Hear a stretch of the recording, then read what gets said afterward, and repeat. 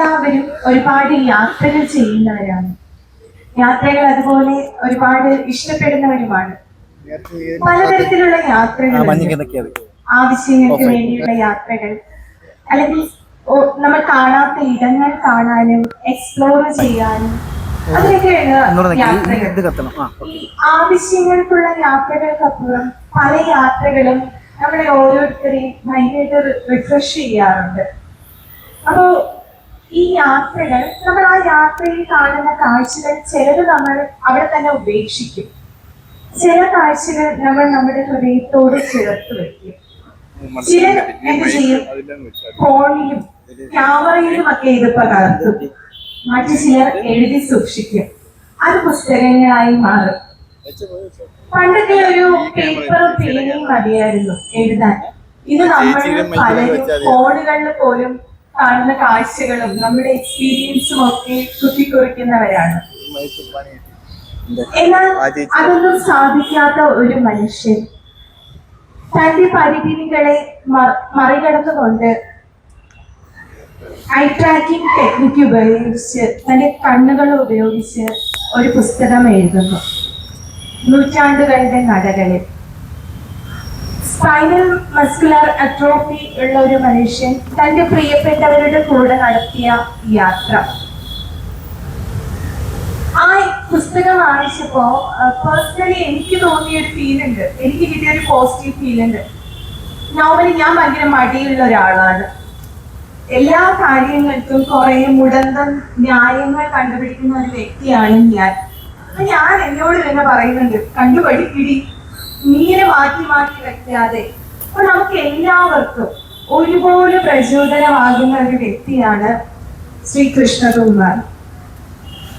നൂറ്റാണ്ടുകളുടെ നടുകളിലെ എഴുത്തുകാരനും story ടെല്ലറും mind എന്ന എൻജിഒയുടെ വൈസ് ചെയർപേഴ്സണുമായ കൃഷ്ണകുമാർ ചേട്ടന് ഈ പുസ്തക ചർച്ചയിലേക്ക് സ്വാഗതം.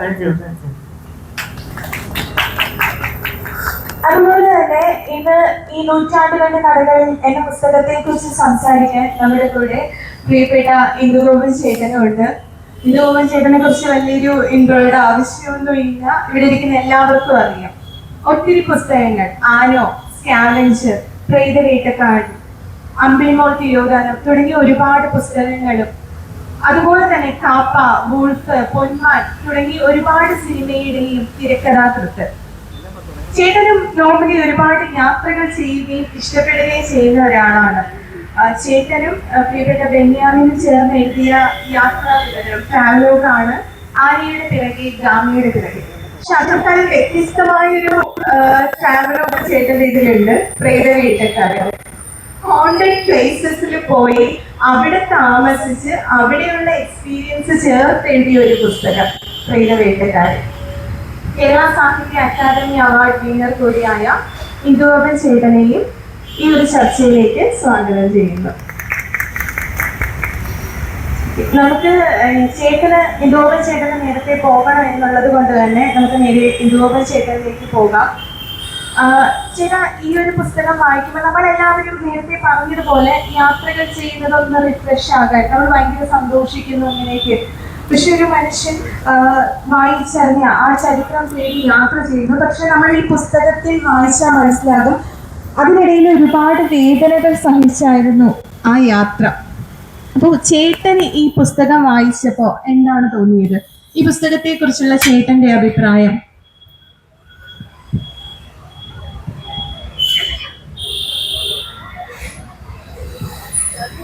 ആദ്യമായിട്ട് കൃഷ്ണകുമാറിൻ്റെ ഈ പുസ്തകം ഒരു വലിയ ഉദ്യമം, ഇങ്ങനൊരു യാത്ര പുസ്തകമാക്കാൻ തോന്നിയ ഒരു വലിയൊരു കർമ്മ പരിപാടി. അതിന് എല്ലാവിധ ആശംസകളും നേരുന്നു. നൂറ്റാണ്ടുകളുടെ നടയിൽ 1-2 മാസം കൊണ്ട് തന്നെ 3ാമത്തെ പതിപ്പെത്തി. ആ പതിപ്പാണ് ഇപ്പം എൻ്റെ കയ്യിലിരിക്കുന്നത്. ഞാൻ ഈ പുസ്തകം വായിച്ചതാണ്. നമ്മൾ ഈ യാത്ര എന്ന് പറയുന്നത് ഇപ്പോൾ ഒരു സ്ഥലത്തെക്കുറിച്ച് തന്നെ ഒരുപാട് ആൾക്കാർ എഴുതിയിട്ടുണ്ട്. അപ്പം ഇവിടെ കൃഷ്ണകുമാറിൻ്റെ പുസ്തകം കൃഷ്ണകുമാറിൻ്റെ സ്വദേശമായ ചവറയിൽ നിന്ന് പുനലൂർ വഴി മധുരയിലൂടെ രാമേശ്വരം അവിടെ നിന്ന് ധനുഷ്കോടി വരെ. ഒന്ന് ഓഫ് ചെയ്യും, മൈക്ക് ഓഫ് ചെയ്യും, ഈ മൈക്ക് ഓഫ് ചെയ്യും.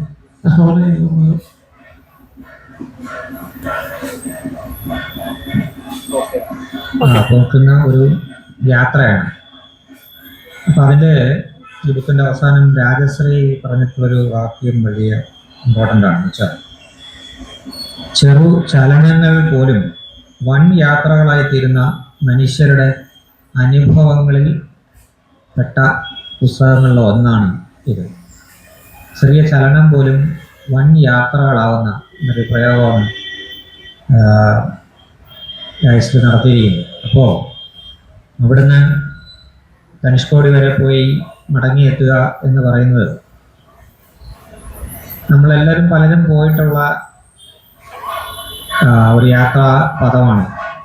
വളരെ വിദൂരം ഒന്നുമല്ല, പക്ഷെ അതിന് കൃഷ്ണകുമാർ എടുത്ത ശാരീരികമായ ഒരു അധ്വാനത്തിൻ്റെ ഇവിടെ കഥ കൂടാണ് ഈ പുസ്തകം. എന്തുകൊണ്ടാണ് ഇതൊരു സാധാരണ നിർത്തണം തീരത്തില്ല. എന്തുകൊണ്ടാണ് ഈ പുസ്തകം ഒരു സാധാരണ പുസ്തകമല്ല എന്ന് പറയുന്നത് വെച്ചാല്, ഇപ്പൊ യാത്രകൾ, നമ്മൾ ഒരുപാട് യാത്രാ പുസ്തകങ്ങൾ ഇങ്ങനെ വന്നു മറിഞ്ഞുകൊണ്ടിരിക്കുന്നുണ്ട് നമ്മുടെ വിപണി. അതില് ഭൂരിഭാഗം പുസ്തകങ്ങളുടെ അവസ്ഥ എന്തെന്ന് വെച്ചാല്, ഒരാൾ റിട്ടയർഡ് ആവുന്നതിന് മുമ്പോ അല്ലെങ്കിൽ അല്ലാതെ ഒരു അവസ്ഥയിലോ ഒക്കെ നമ്മളൊരു കണ്ടക്റ്റഡ് ടൂർ, ഇപ്പം മലേഷ്യ അല്ലെങ്കിൽ വിയറ്റ്നാം അല്ലെങ്കിൽ അവിടെ 4 ദിവസത്തെ ട്രിപ്പ് പോകും. അപ്പോൾ അതിൻ്റെതായി നമ്മൾ സ്വകാര്യമായി കുറേ പടങ്ങൾ നമ്മുടെ കുടുംബങ്ങളുടെ കൂടെ ഒക്കെ അല്ലാതെ കുറച്ച് ചിത്രങ്ങൾ എടുത്ത് സൂക്ഷിക്കുകയും ഈ ചിത്രങ്ങൾക്ക് അനുബന്ധമായി പിന്നീട് ഇൻ്റർനെറ്റ് നോക്കി അതിൻ്റെ ചരിത്രങ്ങൾ എല്ലാം കൂടെ പറഞ്ഞുകൊണ്ട് അതിനെക്കുറിച്ച് എഴുതി വച്ചിരിക്കുന്ന ഒരു പുസ്തക രീതികളാണ്. നമുക്കറിയാം, ഈ കണ്ടക്റ്റഡ് ടൂർ എന്ന് പറയുന്നത് നമ്മുടെ ഈ ഒരു ആട്ടിടയൻ ഈ ആടുകളെ മേയിച്ചോണ്ട് പോകുന്നതാണ് കാണും. ഒരു സ്ഥലത്ത് ചെന്ന് കഴിഞ്ഞാൽ, നമ്മൾ വിയറ്റ്നാം കാണാൻ പോകുന്നു, വിയറ്റ്നാമിൻ്റെ അടുത്ത് ചെന്ന് കഴിഞ്ഞാൽ അവരൊരു സ്ഥലത്ത് ചെല്ലുന്നു, ഒരു ഹോട്ടലിൽ ചെന്ന് പല ദിക്കുകളിൽ നിന്ന് വരുന്ന മനുഷ്യരുണ്ട്, എല്ലാവരുടെയും കൂടെ വരുന്നു. രാവിലെ 8:30 മണിയാകുമ്പോഴത്തേക്ക് ഒരു ബസ് വരുന്നു, എല്ലാത്തിനും കൂടെ അതിലടിച്ച് കയറ്റും, വേറെ സ്ഥലം കൊണ്ടൊന്ന് കാണിക്കുക, ഇതൊക്കെയാണ് സ്ഥലം. ഇങ്ങനെ 3-4 ദിവസം ഈ റൊട്ടീൻ തന്നെയാണ് എല്ലാ യാത്രിക സംഘങ്ങളും പിന്തുടരുന്നത്. അവർക്കെല്ലാം പറയാനും ഒരേ തരം കഥകൾ മാത്രമേ ഉള്ളൂ. ഈ ഗൈഡിനെല്ലാം പറയാൻ ഒരേ തരം കഥകളാണ്. ഈ കഥകളാകട്ടെ പലതും ചരിത്രവുമായി ഒന്നും ബന്ധമില്ലാത്തതായിരിക്കും. ചിലപ്പോൾ അവിടെ ഷൂട്ട് ചെയ്തൊരു സിനിമയെ സംബന്ധിച്ചിട്ടുള്ള ഒരു സംഗതിയായിരിക്കാം.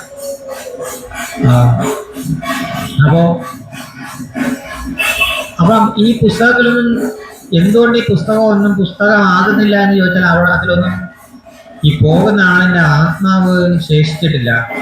ഈ പുസ്തകത്തിൻ്റെ ഈ സ്ഥലികൾ ഒന്നും നമ്മുടെ ആത്മാവിലേക്ക് കടന്നു പോകില്ല. ഇവിടെ പക്ഷേ കൃഷ്ണകുമാറിന്റെ പുസ്തകം എന്ന് പറയുന്നത്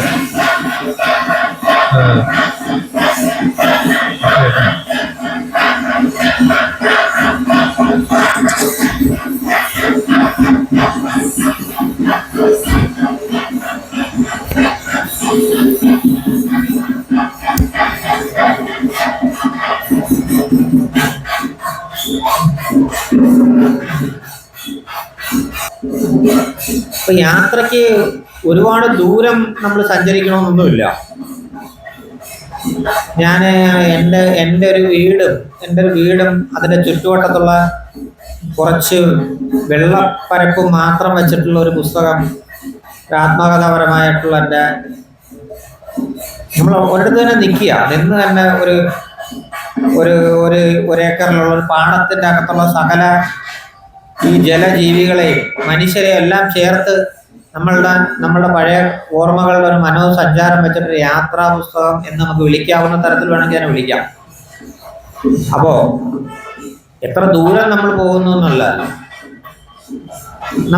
നമ്മളെല്ലാവരും ഒരേ വഴികളിൽ സഞ്ചരിക്കുന്ന മനുഷ്യരായിരിക്കും. അപ്പോൾ ഒരേ വഴികളെന്ന് വെച്ചാൽ നിങ്ങൾ നിങ്ങളുടെ വീട്ടിൽ നിന്ന് പോയിട്ട് നിങ്ങളുടെ ഓഫീസിലേക്ക് പോകുന്നു, അല്ലെങ്കിൽ നിങ്ങൾ നിങ്ങളുടെ സൗഹൃദത്തിനെ കാണാൻ പോകുന്നതൊക്കെ വഴികളുണ്ട്. പക്ഷേ ഈ ഓരോ വഴികളിലും നിങ്ങൾ കുറേ കാലം സഞ്ചരിച്ച് കഴിയുമ്പോഴത്തേക്ക് പെട്ടെന്ന് ഒരു ദിവസം നിങ്ങൾ ഒരു സ്ഥലത്ത് നിന്നിട്ട് നിങ്ങൾ കാണാത്തൊരു കാഴ്ച നിങ്ങൾ കാണും. അത് നിങ്ങളുടെ ആംഗിൾ എന്ന് പറയുന്ന ഒരു സാധനം ഉണ്ടോ, നമ്മുടെ കാഴ്ചയുടെ ഒരു കാഴ്ചയുടെ വിധാനം എന്ന് പറയുന്ന ഒരു വലിയ ഘടകമാണ്. നമ്മളിപ്പോൾ ഈ കവടിയാർ വഴി പോകുന്നിരിക്കട്ടെ, നമ്മളെന്നും ബൈക്കിൽ പോകുന്ന ഒരാൾ, അത് കഴിഞ്ഞ് നമ്മൾ ബസ്സിൽ പോകുന്ന ഒരാൾ, നമ്മൾ ആ ഡബിൾ ഡെക്കർ ബസ്സിലൂടെ കയറി പോകുന്ന ഒരാൾ, ആ ഡബിൾ ഡെക്കർ ബസ്സിൽ പോകുമ്പോഴത്തേക്ക് എൻ്റെ മുകളിൽ ഇരിക്കുന്ന ആളിനെ വന്ന് തഴുകുന്ന ഈ കവടിയാറിലെ ഇരുവശത്തുള്ള മരങ്ങൾ വന്ന് തഴുകുന്നതിൻ്റെ ഒരു സുഖം അല്ലെങ്കിൽ ആ അനുഭവം എന്ന് പറയുന്നത് ചിലപ്പോൾ ആ ഒരൊറ്റ സ്പർശം കൊണ്ടായിരിക്കാം നമ്മളുടെ ആ പാത എന്ന് പറയുന്നത് നമ്മളുടെ ജീവിതത്തിലുടനീളം അവിസ്മരണീയമായി മാറുന്നത്. ചിലപ്പോൾ ആ ഒരു മുകളിലത്തെ ചില്ല, നമ്മൾ താഴെ നിന്ന് മാത്രം കണ്ടൊരു ചില്ല, ഞാൻ ആ ഡബിൾ ഡക്കറിന്റെ മുകളിൽ ഏറ്റവും ഫ്രണ്ടിൽ ഇരുന്നപ്പോഴത്തേക്ക് എന്നെ വന്ന് തടഞ്ഞു എന്നുള്ളത് കൊണ്ടാകാം. അപ്പൊ ഇങ്ങനെ നമ്മൾ യാത്രയെ നമ്മൾ പുനരെഴുത്തിലൂടെ നമ്മൾ നമ്മുടേതാക്കി മാറ്റുകയാണ് ചെയ്യുന്നത്. ഈ പുസ്തകത്തിന്റെ വ്യതിരിക്തത അല്ലെങ്കിൽ അതിൻ്റെ ഒരു വ്യത്യാസം വേറൊരു പുസ്തകത്തിന് അവകാശപ്പെടാനായിട്ട് പറ്റില്ല. ഇതൊരു ആത്മകഥാപരമായ രചനാ പുസ്തകവും കൂടാണ്. ഇതിൻ്റെ അകത്ത് ഇതിലൂടെ കൃഷ്ണകുമാറിന്റെ ജീവിത കഥകൾ, ജീവിതമാണ് പറയുന്നത്.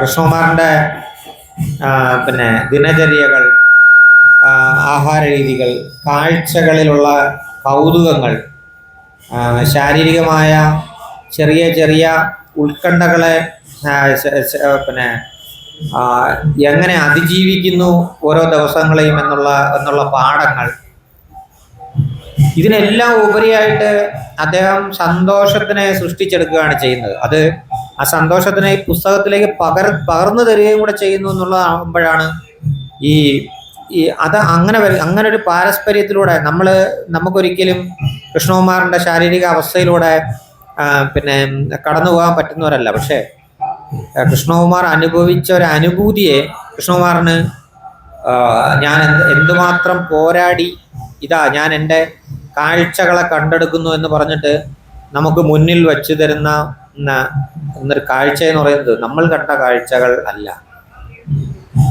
എൻ്റെ വളരെ അടുപ്പമുള്ള ഒരു സുഹൃത്തുണ്ടായിരുന്നു, ഡോക്ടർ സി പിൻഡോ എന്നായിരുന്നു പേര്. ഡോക്ടർ സി പിൻഡോ മോട്ടോർ ന്യൂറോൺ ഡിസീസ് ആയിരുന്നു നമ്മുടെ പിന്നെ. അപ്പോൾ പിൻഡോ ആദ്യകാലം കൈകൊണ്ട് എഴുതി, പിന്നീട് വൈഫ് എഴുതി കൊടുത്ത്, അങ്ങനെ അതിൻ്റെ ഒരു യാത്രയിലുടനീളം എനിക്ക് അറിയാവുന്നതായിരുന്നു. അപ്പോൾ എല്ലാ മീറ്റിങ്ങുകളിലും ഒക്കെയും പിൻഡോ സാഹിത്യ മീറ്റിങ്ങുകളിലെല്ലാം ഞാൻ വിജയ് ഓർക്കുന്ന വെച്ചാൽ ഇവിടെ നടന്നൊരു ഞാൻ പങ്കെടുത്തൊരു പ്രധാന പരിപാടി കാണാനായിട്ട് പിൻഡോ ഞാൻ ഇറങ്ങിയപ്പോഴത്തേക്ക് ഏറ്റവും പുറകിൽ പിൻഡോ വീൽ ചെയറിൽ ഇരിപ്പുണ്ടായിരുന്നു. അപ്പോൾ ഞാൻ എൻ്റെ ഒരു നോവലും ഞാൻ പിൻഡോയ്ക്ക് തന്നെയാണ് സമർപ്പിച്ചിരിക്കുന്നത്. അപ്പോൾ അങ്ങനെ നമ്മൾ ഈ എഴുത്ത് എന്ന് പറയുന്നത് വലിയൊരു പോരാട്ടമായി മാറുക എന്ന് പറയുന്ന ഒരു സംഗതി ഇവിടെ കൃഷ്ണകുമാർ നമ്മുടെ മലയാളത്തിൽ അത്തരത്തിൽ വലിയ പിന്നെ പുസ്തകങ്ങളുടെ കൂടുതൽ പുസ്തകങ്ങളൊന്നും നമ്മുടെ കൈവശം അങ്ങനെ ഇല്ല. വളരെ അപൂർവമായ പുസ്തകങ്ങളിൽ ഒന്നാണ് ഇത്. വിരൽ കൊണ്ടല്ലാതെ അല്ലെങ്കിൽ നമ്മൾ ടൈപ്പ് ചെയ്യല്ലാതെ മനസ്സുകൊണ്ട് എഴുതുന്ന പുസ്തകങ്ങൾ എന്ന് പറയുന്നത് വളരെ അപൂർവമാണ് നമ്മുടെ ലിറ്ററേച്ചറിൽ. വേൾഡിൽ പലയിടത്തും ഉണ്ട്. അതിനൊക്കെ എടുക്കുന്ന ഒരു യത്നം എന്ന് പറയുന്നത് ചില്ലറയല്ല. അപ്പൊ എനിക്കതിൽ നമുക്ക് ഈ കൃഷ്ണകുമാറിന്റെ ഒരു പോരാട്ട വീര്യത്തിനോടൊപ്പം എനിക്ക് തോന്നുന്ന ഒരു സംഗതി, കൃഷ്ണകുമാറിനെ നമ്മൾ കൊടുക്കുന്ന ഒരു കരുതൽ എങ്ങനെ എന്നുള്ളതാണ്. അങ്ങനെയാണ് നമ്മൾ സമൂഹം പിന്നെ എത്ര പോസിറ്റീവ് ആണെന്ന് നമ്മൾ പറയുന്നത്. കൃഷ്ണകുമാറിൻ്റെതായ അനുഭൂതി, കൃഷ്ണകുമാറിൻ്റെതായ നമ്മൾക്ക് നമ്മുടെ ചിന്താ മണ്ഡലത്തിൽ ഇല്ലാത്ത ഒരു ഒരു ഒരു പുസ്തക അന്തരീക്ഷം ഉണ്ടാക്കി തരുമ്പോൾ നമ്മൾ തിരിച്ച് സമൂഹം എന്താണ് കൊടുക്കുന്നത്, അതിന് ഏറ്റവും വലിയ ഉദാഹരണമാണ് ഇവിടെ തന്നെ ഉണ്ട്. അവര് കൃഷ്ണകുമാറിൻ്റെ 3 സുഹൃത്തുക്കൾ വളരെ ക്ഷമയോടെ കൃഷ്ണകുമാറിൻ്റെ യാത്രയ്ക്കൊപ്പം പോവുകയാണ്. വളരെ ചെറുപ്പക്കാരാണ് അവർ വളരെ ധൃതിയുണ്ട്. പക്ഷെ എന്നിട്ട് കൂടി അവർ കൃഷ്ണകുമാറിനോടൊപ്പം യാത്ര ചെയ്തു. ആ യാത്രയിലൂടെ സുരക്ഷിതമായി കൃഷ്ണകുമാറിൻ്റെ വീട്ടിൽ കൊണ്ടുവന്നെത്തിച്ചു.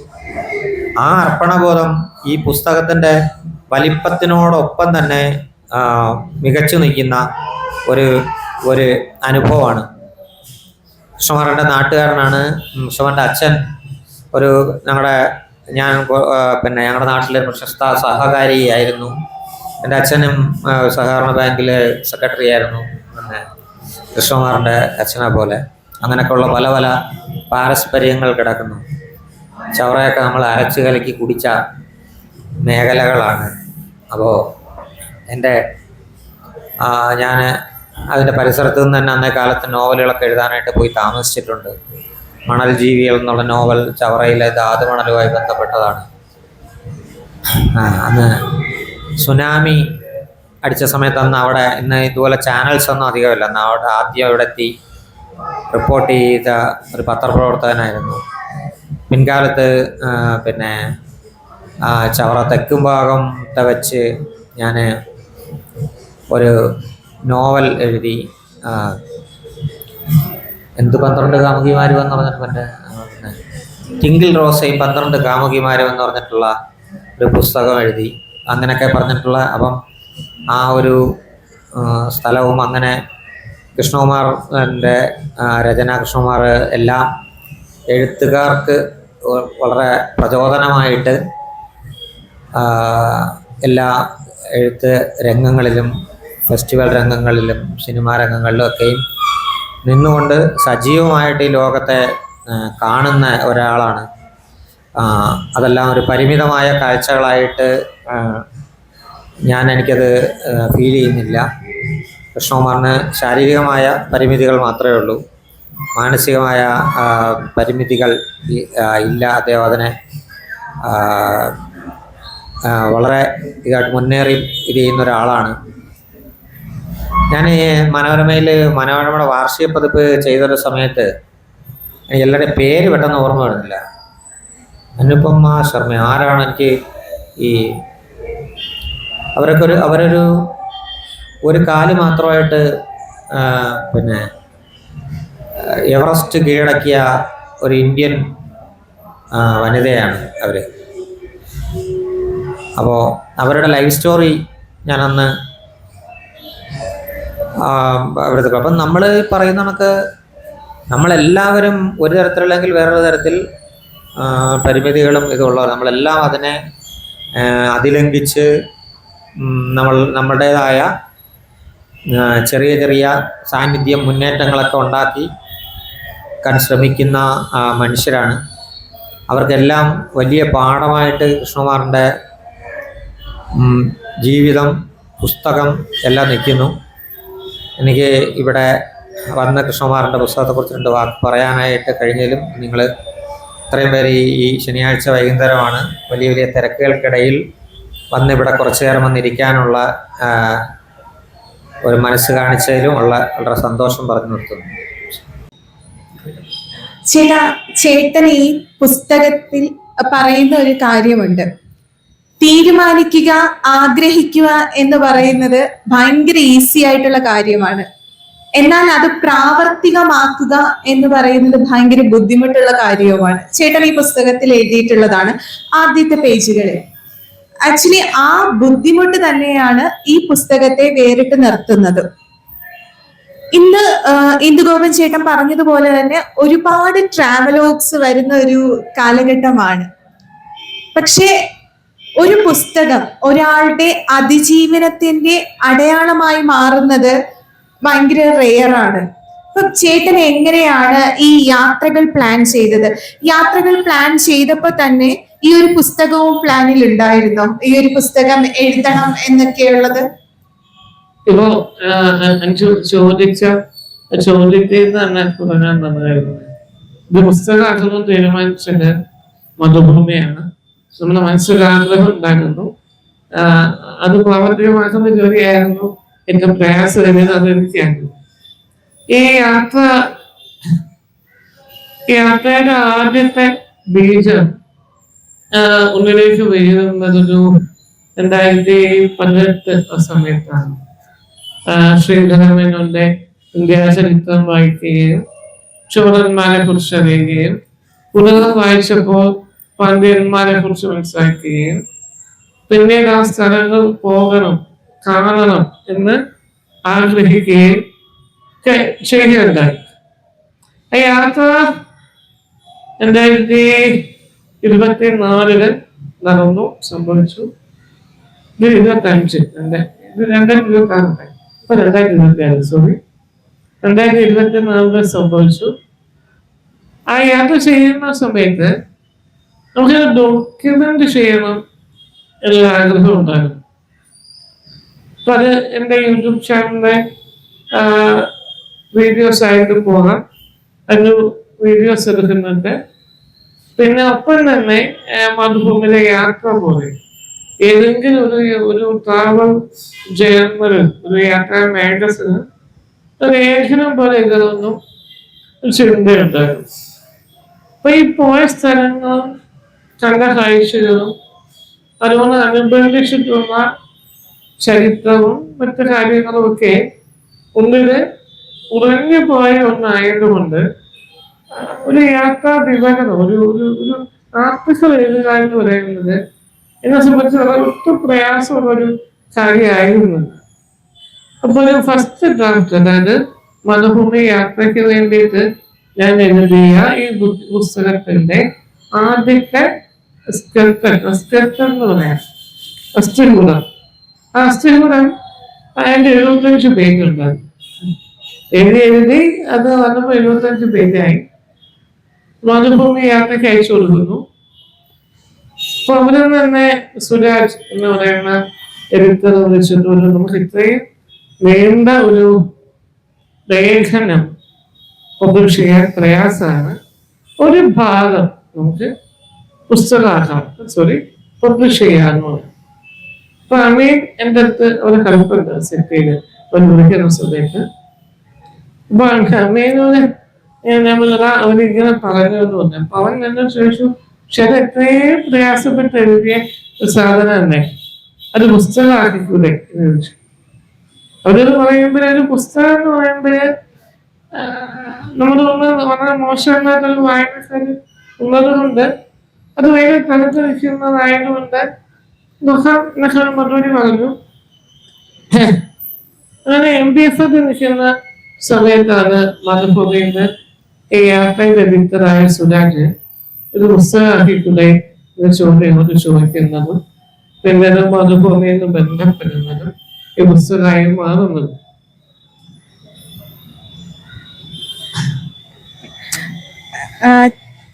ചേട്ടന്റെ ആദ്യത്തെ പുസ്തകമാണ്. അപ്പൊ എങ്ങനെയായിരുന്നു ആ ഒരു ജേർണി മാതൃഭൂമിയുമായിട്ടുള്ള?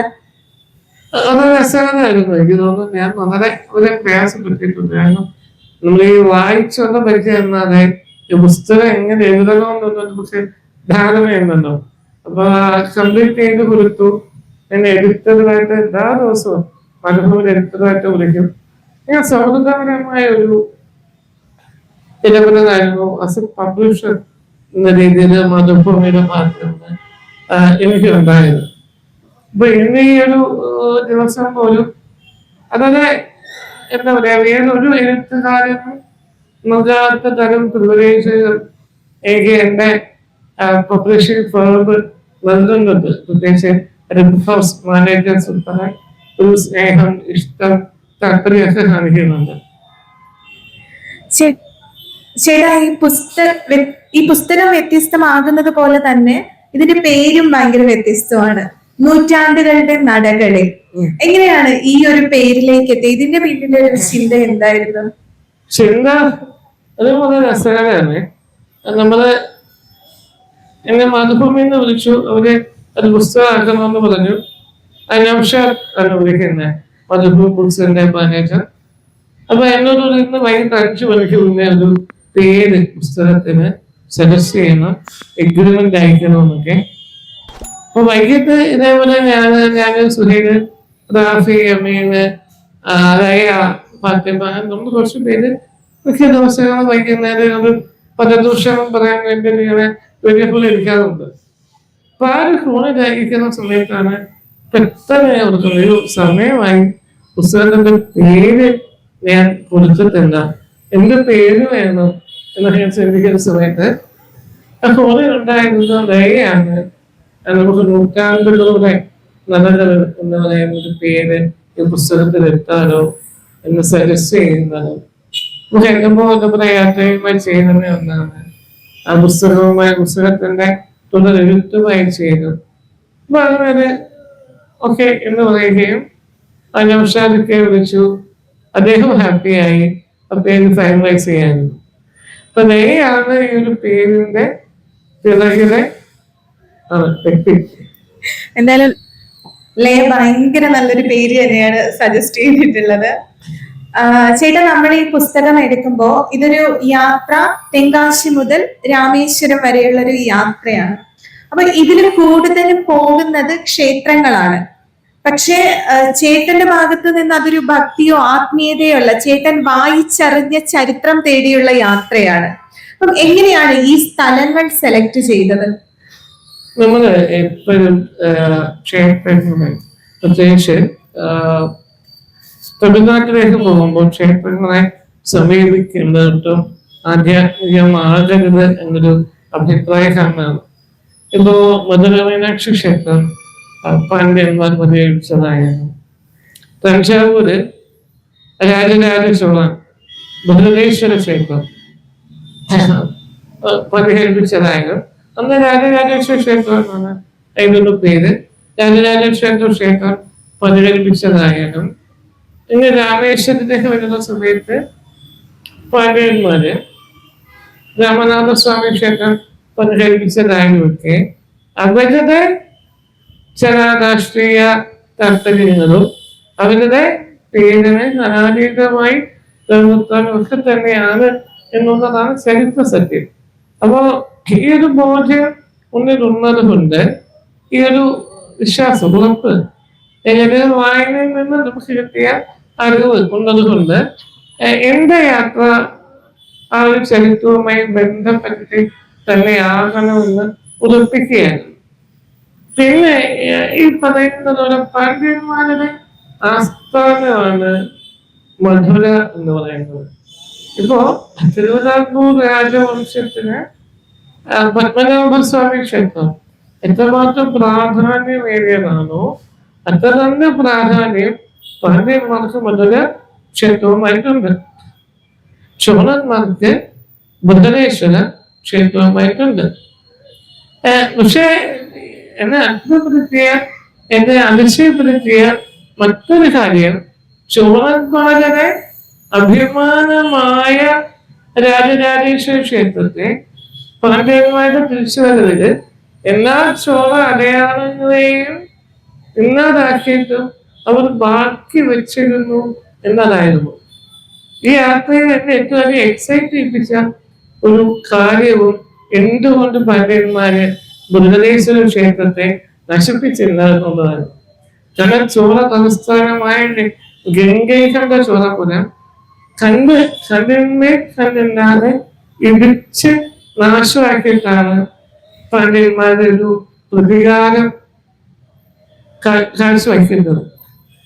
ആ പാണ്ഡ്യന്മാർ എന്തുകൊണ്ട് ബൃഹദേശ്വര ക്ഷേത്രത്തെ നശിപ്പിച്ചിരുന്ന, ഇത് ബൃഹദേശ്വര ക്ഷേത്രത്തിന്റെ ഒരു കണ്ണു പോലെ ഒരു ഇറക്കി മാറ്റിയിരുന്ന ആ ഒരു ചോദ്യത്തിന് ഉത്തരം ഞാൻ ബൃഹദേശ്വര ക്ഷേത്രത്തിൽ ചെന്നപ്പോ എനിക്ക് കിട്ടി. കാരണം അവിടെ ഒരു മരിയമ്മൻ കോവിൽ ഈ ചോളന്മാരുടെ അധികാരത്തിന്റെ അഭിമാനത്തിന്റെ പ്രൗഢിയുടെ കേന്ദ്രത്തിൽ ഒരു പാണ്ഡ്യ അടയാളമായിരുന്നു ബാക്കി വെച്ചത്.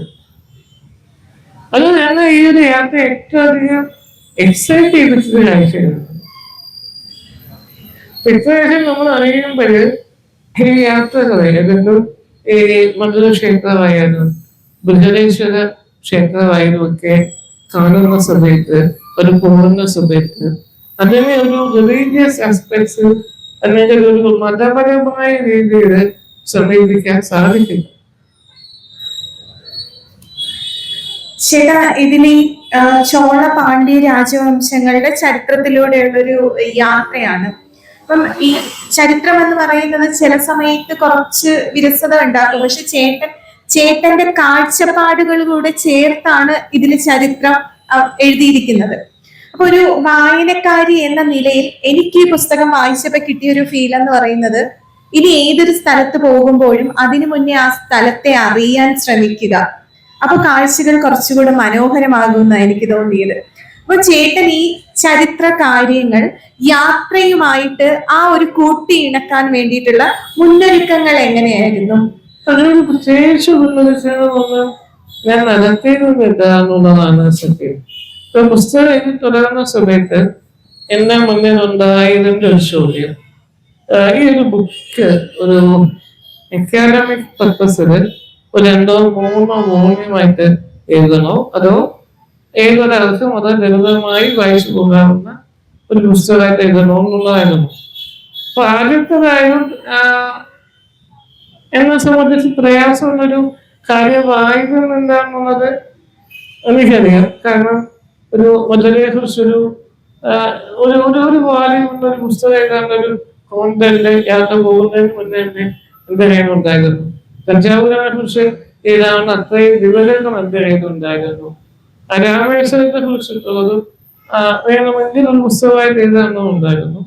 പക്ഷെ ഈ പറയുന്ന പോലെ ചരിത്രവും കണക്കും രണ്ടും രസിച്ചു അനുഭവിക്കുക എന്നുള്ളതാണ് അതൊരു ഇഷ്ടപ്പെടാനുള്ളൊരു വഴി. ഇപ്പൊ ചരിത്രത്തെ ഞാൻ വായിച്ചു തുടങ്ങുന്നത് അമർചിത്ര കഥകളിലൂടെയാണ്.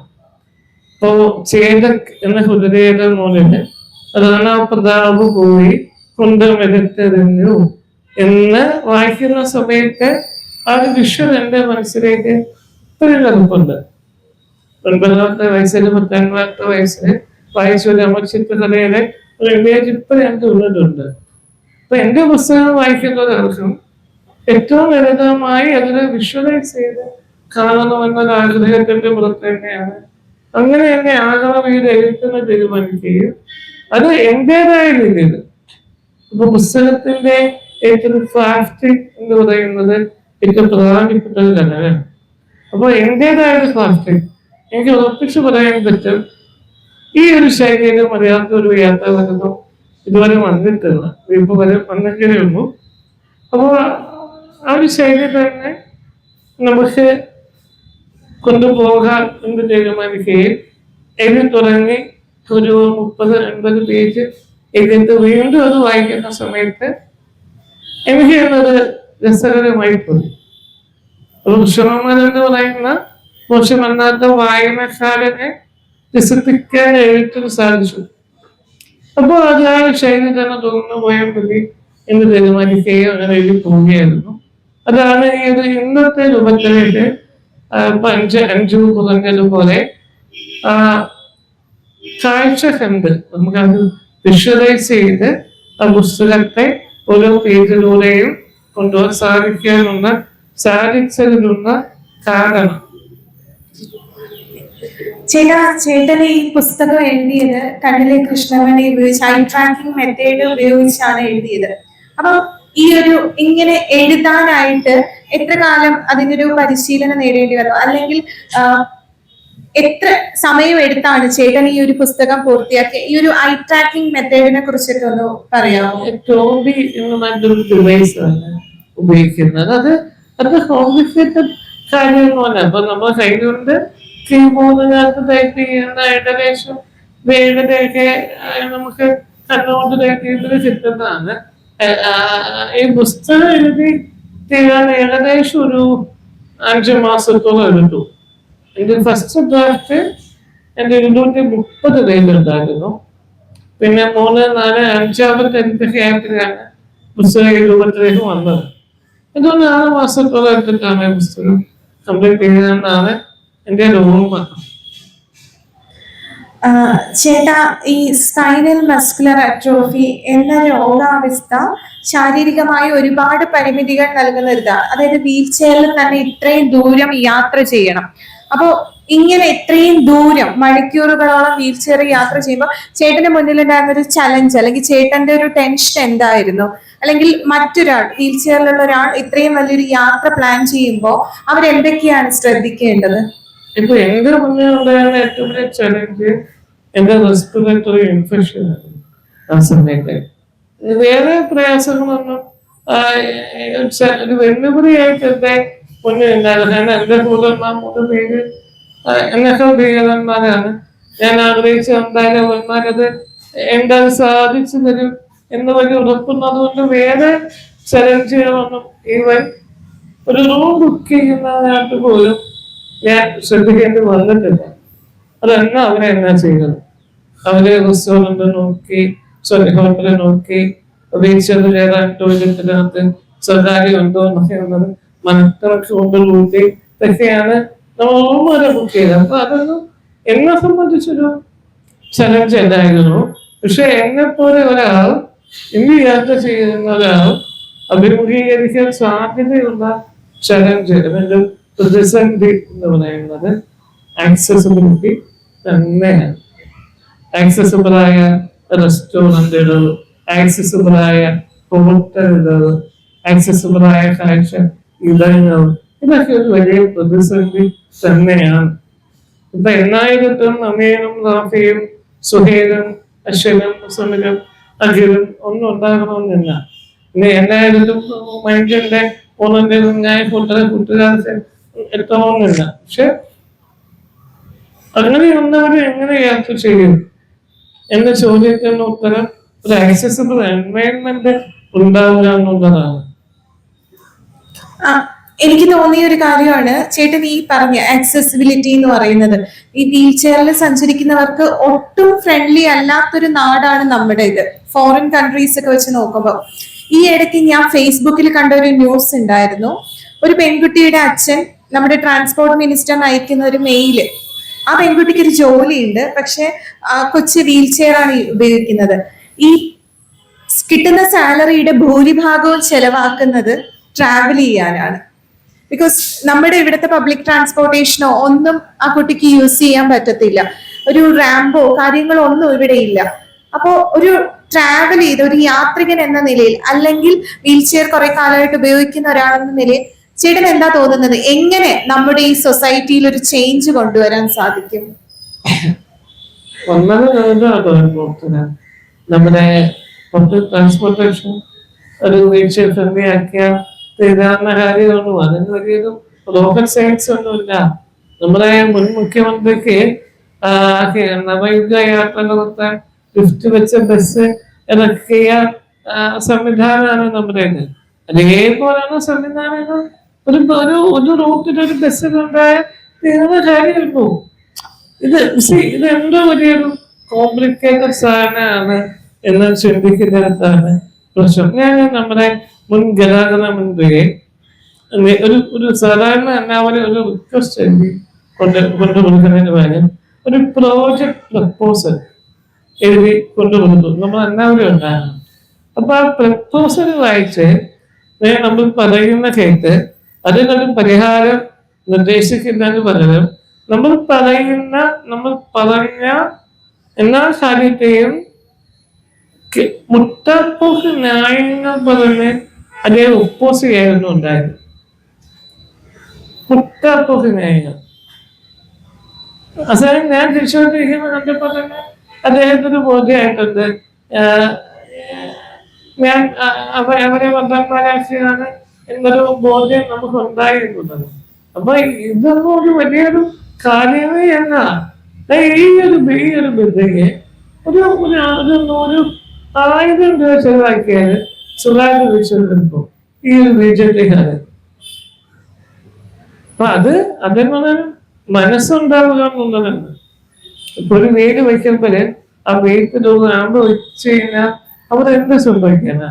30 ലക്ഷം രൂപയ്ക്ക് വീട് വിൽക്കുന്നു. ഒരു 5000 രൂപ ചെലവാക്കിയാൽ ആ വീട്ടിൽ ലാഭം ഉണ്ടാക്കാം.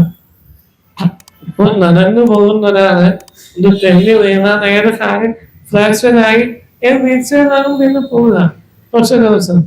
എങ്ങനെ ആശുപത്രിയിൽ പോകും? ആംബുലൻസ് വിളിച്ചു പോകും.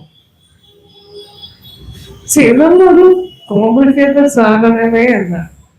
നമ്മൾ അനാവശ്യമായ കോംപ്ലിസിറ്റി ഇത്തരം കാര്യങ്ങൾ കൊണ്ടുവെക്കുന്നതെന്ന് മാത്രം. ഇത് വേണമെന്നൊരു ചിന്ത, ഇതിവിടെ ഉണ്ടാകണമെന്നൊരു ഉറപ്പ് നമുക്കുണ്ടായി തീരാവുന്ന വിഷയങ്ങളെയൊന്നും ഇതൊക്കെ. അപ്പൊ അന്ന് ആഴ്ച കൊല്ലത്ത് വരുന്ന ഒരാളാണ്. അവര് കൊല്ലത്ത് വന്നിട്ട് ഒരു യാത്രയ്ക്ക് 250 രൂപ മതി. ഞാൻ കൊല്ലത്ത് എന്റെ വീട്ടിൽ നിന്ന് തിരുവനന്തപുരത്ത് വന്നുപോകാൻ 5000 രൂപ ചെലവാകും. അപ്പൊ അത് വളരെ പ്രയാസമാണ്. ഇതുപോലെ തന്നെ ചേട്ടൻ നമ്മളെ സ്വപ്നം കാണാൻ പഠിപ്പിച്ച ഡോക്ടർ APJ അബ്ദുൽ കലാം സാറിന്റെ വീട്ടിൽ പോകുന്നുണ്ട്. എന്നാ ഉള്ളിലേക്ക് കയറാൻ പറ്റുന്നില്ല. അപ്പൊ ചേട്ടൻ അവിടെ പറയുന്ന ഒരു കാര്യമുണ്ട് പുസ്തകത്തില്, ഞങ്ങളെ പോലെ ഉള്ളവർക്ക് കാണാനായിട്ട് എന്തുകൊണ്ട് ഇവർ ക്യാമറ അലോ ചെയ്യുന്നില്ല. അതായത് നമ്മുടെ സിസ്റ്റമോ ഗവൺമെന്റോ ഒരിക്കലും ശ്രദ്ധിക്കാത്ത ഒരു കാര്യം ചേട്ടൻ ആ പുസ്തകത്തിൽ ഒരു സെന്റൻസിലൂടെ പറഞ്ഞു പോകുന്നുണ്ട്. ഇന്ന് സാങ്കേതിക വിദ്യ ഒരുപാട് മുന്നോട്ട് പോയ സമയത്ത് എന്തുകൊണ്ട് ചെയ്തുകൂടാ എന്നൊരു, അപ്പൊ ഈ ടൂറിസം, ഈ ചരിത്ര സ്മാരകങ്ങൾ അല്ലെങ്കിൽ നമ്മൾ കാണാൻ ആഗ്രഹിക്കുന്ന സാധനങ്ങളെല്ലാം ഡിജിറ്റലി നമ്മുടെ മുന്നിലേക്ക് കൊണ്ടുവരണം. അതിന് എങ്ങനെ അതും ഒരു മാറ്റം വരേണ്ടതല്ലേ നമ്മുടെ നാട്ടില്? ഈ ട്രാൻസ്പോർട്ടേഷൻ മാത്രമല്ല. ഇതൊക്കെ ഒന്ന് മാറ്റണമെന്ന് മാറണമെന്നൊന്ന് തീരുമാനിച്ച കഴിയുന്ന കാര്യമായിരുന്നു. പത്മനാഭസ്വാമിയുടെ ഒരു വീഡിയോ ഒരു ക്യാമറ ഒരാൾ ഷൂട്ട് ചെയ്ത് കഴിഞ്ഞാൽ പത്മനാഭസ്വാമിക്ക് എന്ത് സംഭവിക്കാന? അത് സുഷമമാരുടെ യാത്രയുടെ പ്രയാസത്തെ അവര് പത്മനാഭസ്വാമിയുടെ മുന്നിൽ വന്ന് പത്മനാഭസ്വാമിയെ കാണാൻ ശേഷിയില്ലാത്ത സുഷമമാരെ കണ്ടുപറയ പത്മനാഭസ്വാമി. എന്തിനാണ് എന്താണ് ഇത്രയും കാര്യങ്ങൾ കോംപ്ലിക്കേറ്റഡ് ആക്കുന്നത്? സത്യപര ചിന്തിച്ച് ഉത്തരം കിട്ടാത്ത കാര്യമാണ്. മധുര മീനാക്ഷി ക്ഷേത്രത്തില് 8000 വീഴ്ചയിലേറെ സൗകര്യമുണ്ട്. കേരളത്തിൽ എത്ര ക്ഷേത്രത്തില് നമുക്കൊരു വീഴ്ചയുടെ ആക്സസിബിലിറ്റി കൊണ്ടുവരാൻ സാധിച്ചിട്ടുണ്ട്? അവിടെ അമ്പലത്തില് ഒരു റാമ്പ് വെക്കണമെന്ന് പറഞ്ഞാൽ നമ്മുടെ ആചാരമായി, ലംഘനമായി, വിശ്വാസമായി, ലംഘനമായി. എന്താണ് ആചാരം? എന്താണ് ലംഘനം? എന്താണ് വിശ്വാസം? ഇതൊക്കെ അൾട്ടിമേറ്റ്ലി മനുഷ്യന്റെ നന്മയ്ക്ക്, മനുഷ്യന്റെ സന്തോഷത്തിന് വേണ്ടിയിട്ടുണ്ടാക്കി വെച്ച കാര്യങ്ങളല്ലേ.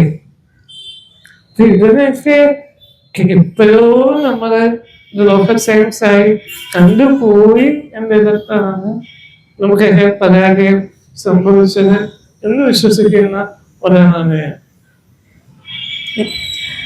ചേട്ടൻ നന്നായിട്ട് വായിക്കുന്ന ഒരാളും കൂടിയാണ്.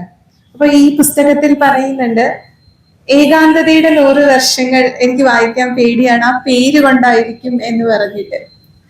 ഏകാന്തത ഒട്ടും ഇഷ്ടപ്പെടാത്ത ഒരാൾ. പക്ഷെ ചേട്ടന് ചുറ്റും കുറെ ആൾക്കാരുണ്ട് ചേട്ടൻ ഒരിക്കലും ഏകാന്തത സമ്മതിക്കാത്ത ഒരാൾ. ചേട്ടന്റെ അമ്മ ഒരുപാട് ബുദ്ധിമുട്ടുകൾ ഭയങ്കര സ്ട്രോങ് ആയിട്ട് ഫേസ് ചെയ്ത് മുന്നോട്ട് വന്ന ഒരാൾ. പിന്നെ ചേട്ടൻ കുറച്ചു നേരമായിട്ട് പറയുന്ന സുഹൈൽ, അമീൻ, റാഫി, ചേട്ടന്റെ കൂടെ യാത്രയിലുണ്ടായിരുന്ന, ചേട്ടന്റെ ഭാഷയിൽ പറഞ്ഞ ചേട്ടന്റെ കുട്ടികൾ. അപ്പൊ ഇവരെ കുറിച്ചും അമ്മയെ കുറിച്ചും ഒക്കെ ഒന്ന് ഷെയർ ചെയ്യാവോ? അവരൊക്കെയാണ് ഞാൻ എന്ന് പറയുന്ന മനുഷ്യന്റെ അസ്തിത്വം, അല്ലെങ്കിൽ ആത്മാവ് എന്ന് പറയുന്നത്. അതൊന്നും എന്നൊരു എന്താ പറയാ, ക്ഷമ എന്ന് പറയുന്ന ഒരു ജീവൻ തന്നെ ഇന്ന് ഈ ഭൂമിയിൽ ഉണ്ടാകുമെന്ന് എനിക്ക് സംശയം. കാരണം നമ്മുടെ ഇപ്പൊ ഇന്ന് കാണുന്ന എന്റെ ഒരു ജീവിതത്തിന്റെ ഒരു 4 വർഷങ്ങളുണ്ട്. നമുക്കൊരു കടുത്ത ഡിപ്രഷനിലൂടെ കടന്നു പോയൊരു 4 വർഷം. ആ സമയത്ത് ഞാൻ അനുഭവിച്ച മരവിപ്പും ജീവിതം അവസാനിപ്പിക്കണം എന്ന വലിയ ചിന്തകളും തന്നെയാണ് സത്യം പറഞ്ഞാൽ ഇന്ന് എന്നെ ജീവിപ്പിക്കുന്നത് എന്നെ എന്റെ ജീവിതത്തെ ആസ്വദിപ്പിക്കാൻ പ്രേരിപ്പിക്കുന്നതൊക്കെ. അന്ന് ഞാൻ അനുഭവിച്ച ഏകാന്തത, ആ ഏകാന്തതയാണ് ഈ പറയുന്ന ഏകാന്തത എന്ന് പറയുന്ന വാക്കിനോട് തന്നെ, അതിനെ കാണുമ്പോൾ തന്നെ, ഞാൻ അതിനെക്കുറിച്ച് ചിന്തിക്കുമ്പോൾ തന്നെ എന്നെ അസ്വസ്ഥനാക്കുന്നത്. ഭീകരമാണ് ഒരവസ്ഥ. നമ്മൾ വളരെ ലളിതമായി ഐ എം ഡിപ്രസ്ഡ് എന്ന സ്റ്റാറ്റസിട്ട് പോകുന്നത് പോലെയല്ല. ഡിപ്രഷനിലൂടെ കടന്നു പോകുന്ന ഒരാളുടെ മാനസിക സഞ്ചാരം, മാനസിക എന്താണെന്ന് പറയുന്നത് നമുക്ക് വാക്കുകൾ കൊണ്ട് പറയാനോ അക്ഷരങ്ങൾ കൊണ്ട് എഴുതി വെക്കാനോ സാധിക്കാത്തത്രയും കാഠിന്യമേറിയതാണ്. അത് അനുഭവിച്ച ഒരാളായതുകൊണ്ട് അതറിയാം എത്രമാത്രം ഭീകരമാണ് ഏകാന്തത. വായന പോലെ തന്നെ ഒരുപാട് സിനിമകളും കാണുന്ന ആളാണല്ലോ. അപ്പൊ ചേട്ടന്റെ വായന, സിനിമകൾ, ഏത് ടൈപ്പ് ഓഫ് ബുക്സ് ഒക്കെയാണ് ചേട്ടൻ കൂടുതലും വായിക്കുന്നത്? സയൻസ് ഫിക്ഷൻ ഒഴികെ ബാക്കി എന്ന വിഭാഗവും വായിക്കുന്ന ഒരാളാണ്. എനിക്ക് സയൻസ് ഫിക്ഷൻ ഒട്ടും പറ്റില്ല. സിനിമയും അത് തന്നെയാണ്. സയൻസ് ഫിക്ഷൻ സിനിമകൾ എന്നെ സംബന്ധിച്ചിടത്തോളം വല്ലാത്ത പ്രയാസം ഉണ്ടാകുന്നതാണ്. ഇപ്പൊ ഇൻട്രസ്റ്റ് കണ്ടിട്ട് ഇതെന്താ സാധനം എന്നൊക്കെ ചിന്തിച്ചിരുന്നതാണ്. ഇപ്പോഴും അത് പ്രശ്നമാണ്.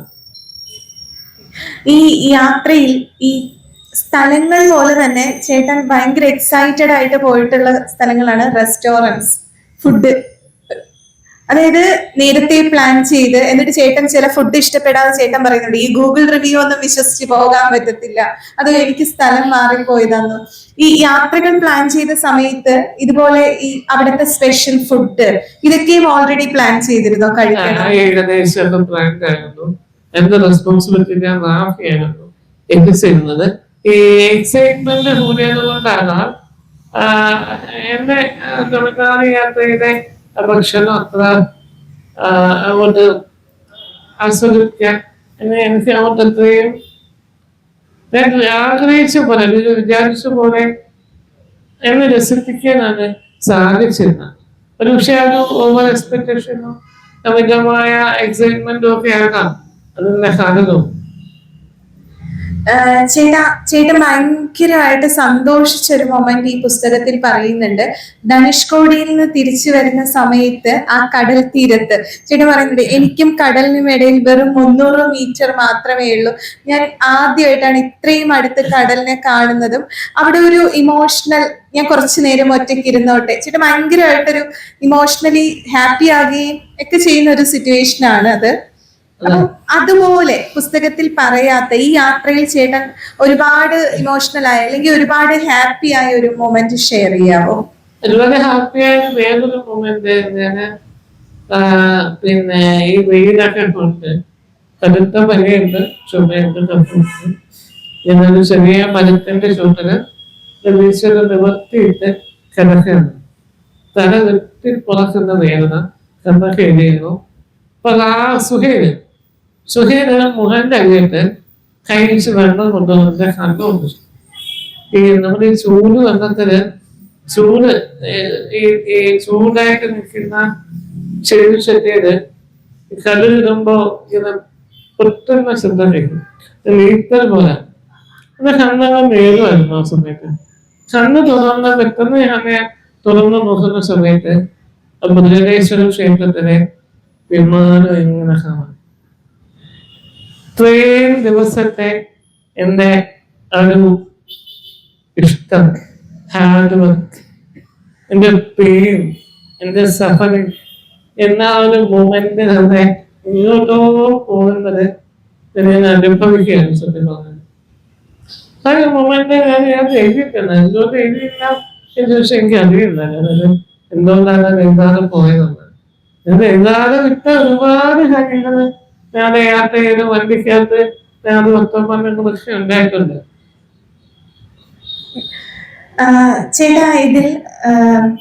ചേട്ടാ പറയുന്ന ഒരു കാര്യമുണ്ട്, ഒരു സ്വപ്നത്തെ കുറിച്ച്. എന്നെ ജീവിപ്പിക്കുന്ന അല്ലെങ്കിൽ എന്നെ ജീവിക്കാൻ പ്രേരിപ്പിക്കുന്ന APJ അബ്ദുൽ കലാം പറഞ്ഞ പോലെ അതായത് നിങ്ങൾ ഉണർന്നിരുന്ന് സ്വപ്നം കാണൂ, ഉറങ്ങുമ്പോഴെല്ലാം ഉണർന്നിരുന്ന് സ്വപ്നം കാണൂ എന്ന് പറയും. ചേട്ടനും അതുപോലെ കണ്ണുകൾ തുറന്നിരുന്ന് ഉണർന്നിരുന്ന് കണ്ട ഒരു സ്വപ്നമുണ്ട്, അല്ലെങ്കിൽ കണ്ടുകൊണ്ടിരിക്കുന്ന ഒരു സ്വപ്നമുണ്ട്, ഒരിടം. അപ്പൊ ഒരിടത്തിനെ കുറിച്ചും പിന്നെ ഈ മൈൻഡ് എന്ന എൻജോയിനെ കുറിച്ചും ഒക്കെ എന്ന് പറയാമോ? 2017 മെയ് 1-നാണ് മൊബിലിറ്റി ഡിസ്ട്രോഫി എന്ന് പറയുന്ന ഓർഗനൈസേഷൻ ഫോം ചെയ്യുന്നത്. Muscular dystrophy, spinal muscular atrophy രോഗം ബാധിച്ച ആളുകൾക്ക് വേണ്ടി അതേ രോഗാവസ്ഥയിലുള്ള തന്നെ രൂപീകരിച്ചൊരു കൂട്ടായ്മയാണ് മൈൻഡ്. മൈൻഡിന്റെ ഒരു ഡ്രീം പ്രോജക്റ്റ് ആണ് ഒരിടം എന്ന് പറയുന്ന റീഹാബിലിറ്റേഷൻ സെന്റർ. ഇപ്പൊ SMI മസ്കുലർ ഡിസ്ട്രോഫി രോഗം വന്നിട്ട് നോക്കാൻ കാണാൻ എന്നാണ് സഫർ ചെയ്യുന്ന അനേകം മനുഷ്യരുണ്ട്. അവർക്കൊരു ഒരു ക്വാളിറ്റി ലിവിംഗ് പ്രൊവൈഡ് ചെയ്യുന്ന ഒരു കമ്മ്യൂണിറ്റി ലിവിംഗ് സെന്ററാണ് ഒരിടം. Space for love, hope and care. സ്നേഹത്തിന്റെ കരുതലിന്റെ പ്രതീക്ഷയിലൊരിടം. നിങ്ങളുടെ സ്നേഹം അറിയാത്ത, കരുതൽ അനുഭവിക്കാത്ത, പ്രതീക്ഷ എന്തെന്ന് ചിന്തിച്ചിട്ടില്ലാത്ത മനുഷ്യന്മാർക്ക് ഇത് മൂന്നും നൽകുന്ന ഒരിടം. അപ്പൊ നമ്മൾ സ്ഥലം വാങ്ങിച്ചു, കണ്ടിട്ടു, ഭയങ്കര ഫണ്ട് മൊബിലൈസ് ചെയ്യാൻ വേണ്ടിയിട്ട് കോർപ്പറേറ്റുകളുടെ പിറകെ നടക്കുന്നു. ഒരു 3 കോടി രൂപ വേണം ഫസ്റ്റ് ഫേസ് കംപ്ലീറ്റ് ആകാൻ. ഒരു വർഷത്തോളം എൻ്റെ അവർക്ക് കംപ്ലീറ്റ് ചെയ്ത് ആ സ്വപ്നത്തിന്റെ ആദ്യ ഘട്ടം നമുക്ക് പൂർത്തിയാക്കാൻ സാധിച്ചേക്കും. ചേട്ടാ, ഈ നൂറ്റാണ്ടുകളുടെ നടകളിൽ എന്ന് പറയുമ്പോൾ ഈ യാത്രകൾ അവസാനിക്കുന്നില്ല. അടുത്ത യാത്ര ഓൾറെഡി പ്ലാൻ ചെയ്ത് കഴിഞ്ഞോ? മനസ്സിലുണ്ട്. എവിടേക്കാണ് അടുത്ത യാത്ര? ഓക്കെ, അപ്പോ നമുക്കിനി ഓഡിയൻസിലോട്ട് പോകാം. അവർക്ക്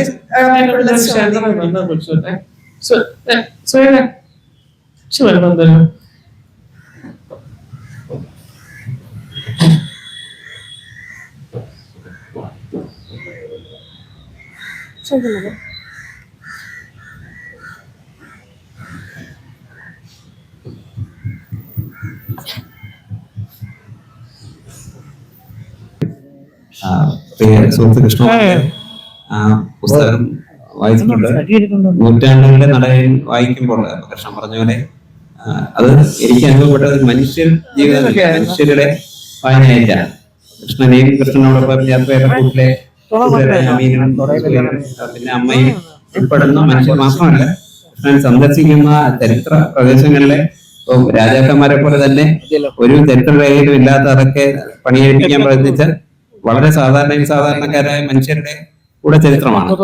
മാത്രമല്ല ആ യാത്ര ചെയ്യുന്ന പ്രദേശങ്ങളിലൊക്കെ കൃഷ്ണൻ അനുഭവിക്കുന്ന വഴിയിൽ കാണുന്ന അല്ലെങ്കിൽ യാത്രക്കാരോടൊപ്പം മറ്റ് യാത്രക്കാരെ കാണുന്ന അവരുടെ എല്ലാം ഒരു ബാക്ക്ഗ്രൗണ്ട് വായനയും കൂടെ കൃഷ്ണന്റെ പുസ്തകത്തിലും എനിക്ക് വായിച്ചപ്പോ അനുഭവപ്പെട്ടിട്ടുണ്ട്.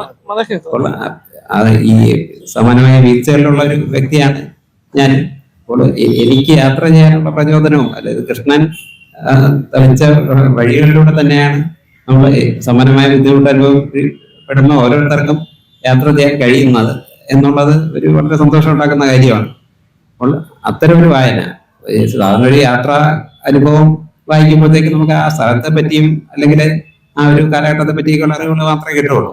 നമുക്കൊരു ഇൻസ്പിറേഷൻ, യാത്ര ചെയ്യാൻ പറ്റും, ഭിന്നശേഷിത്വം എന്നുള്ളത് ഒരു ഇനബിലിറ്റി അല്ല, ഒരു പോസിബിലിറ്റി തന്നെയാണ്.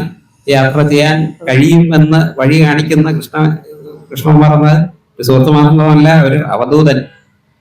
നമ്മുടെ ഭിന്നശേഷി സമൂഹത്തിനും മറ്റ് പൊതുസമൂഹത്തിനും എല്ലാം മാർഗദർശിയാക്കാൻ കഴിയുന്ന ഒരു വ്യക്തിത്വം എന്ന് തന്നെ പറയാനിരിക്കും.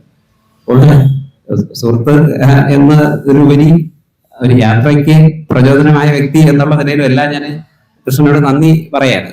സുഹൃത്തുക്കളുടെ നന്ദി പറയുന്നത് ശരിയല്ല, പക്ഷെ ഒരു വഴികാട്ടി, ഒരു മാർഗദീപം എന്നുള്ള നിലയിൽ നന്ദി പറയാതിരിക്കാൻ നിർവാഹമില്ല. അതാ ഓക്കെ.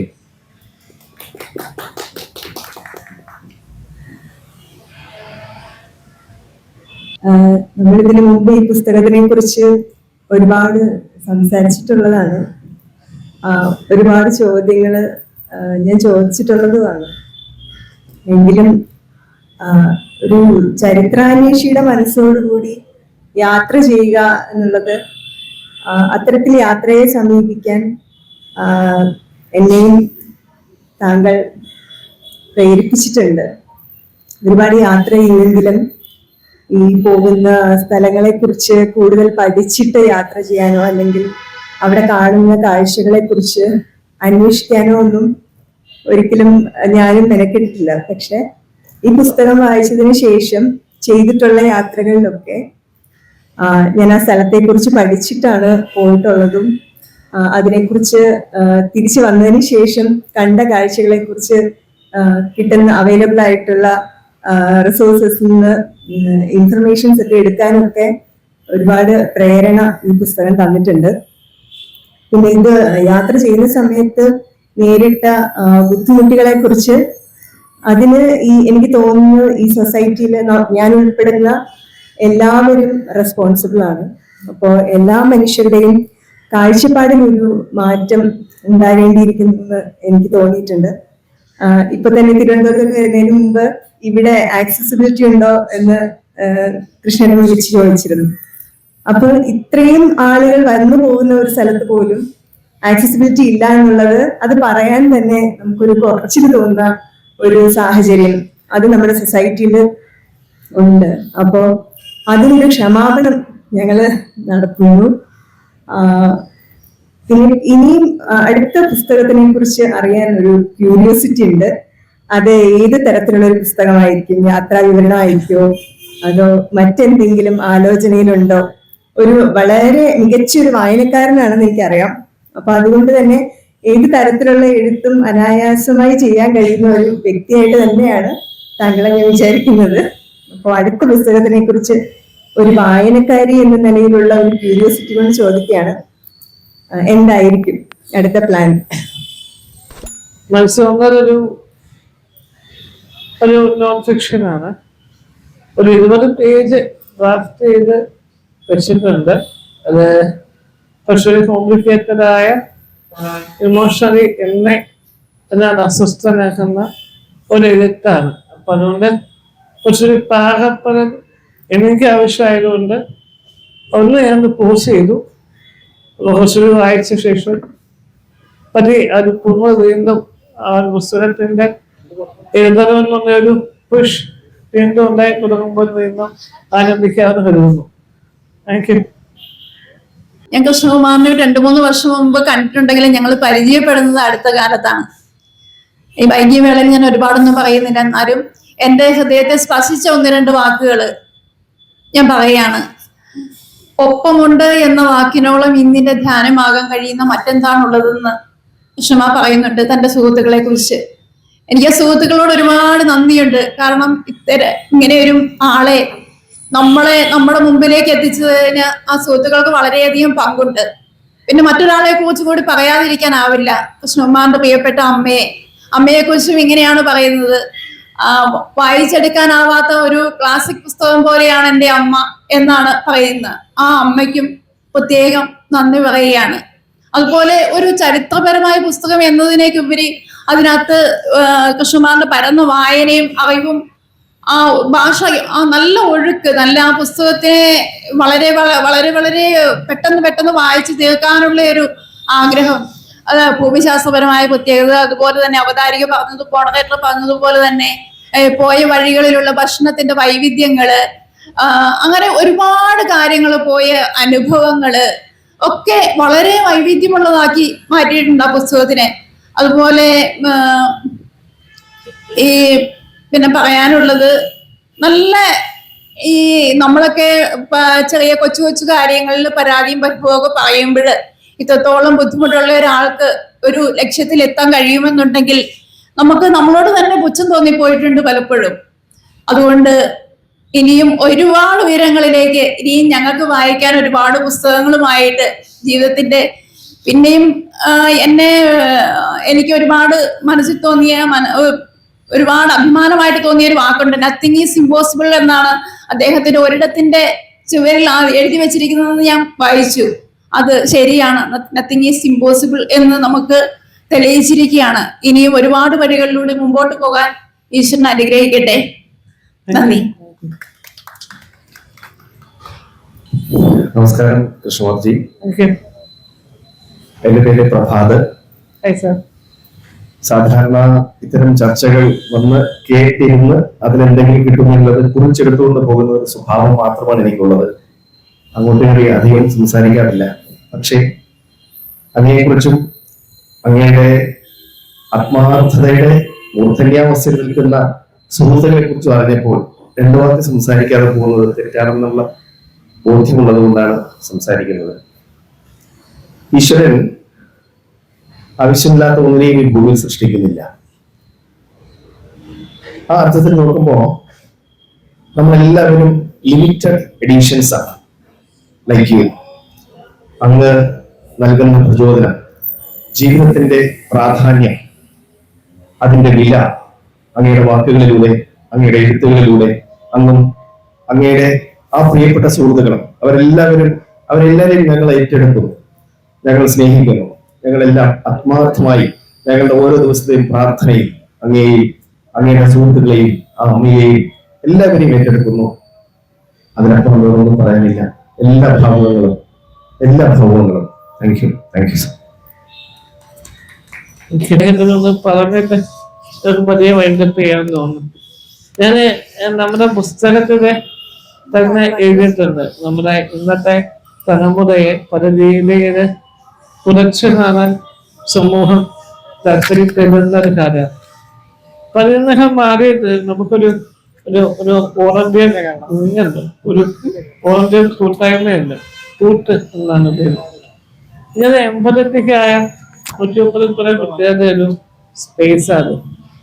ഇവരൊക്കെ അതിന്റെ ഭാഗമായിട്ട് അത് ഇങ്ങനെ വന്നാലും പ്രകാശിപ്പിക്കുന്ന കുറച്ച് പ്രത്യേകത.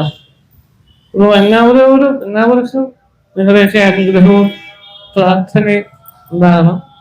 എനിക്ക് ഒരുപാട് സന്തോഷം ചേട്ടാ എന്നിവിടെ വന്നതിനും ഇത്രയും കാര്യങ്ങൾ ഞങ്ങളോട് ഷെയർ ചെയ്തതിനുമൊക്കെ. എന്നിവിടെ വന്ന് ഒരുപാട് കാര്യങ്ങൾ ചേട്ടന്റെ ഒരിടം എന്നുള്ള പദ്ധതിയും മൈൻഡും എല്ലാം നല്ല രീതിയിൽ പോട്ടെ. ഇനിയും ഒരുപാട് യാത്രകൾ നടത്താൻ സാധിക്കട്ടെ. താങ്ക് യു സോ മച്ച് ചേട്ടാ. ഇന്നിവിടെ ഈ ചർച്ച കേൾക്കാനായി ഇവിടെ വന്ന നിങ്ങൾ ഓരോരുത്തർക്കും മാതൃഭൂമിയുടെ പേരിലുള്ള നന്ദി അറിയിക്കുന്നു. Thank you.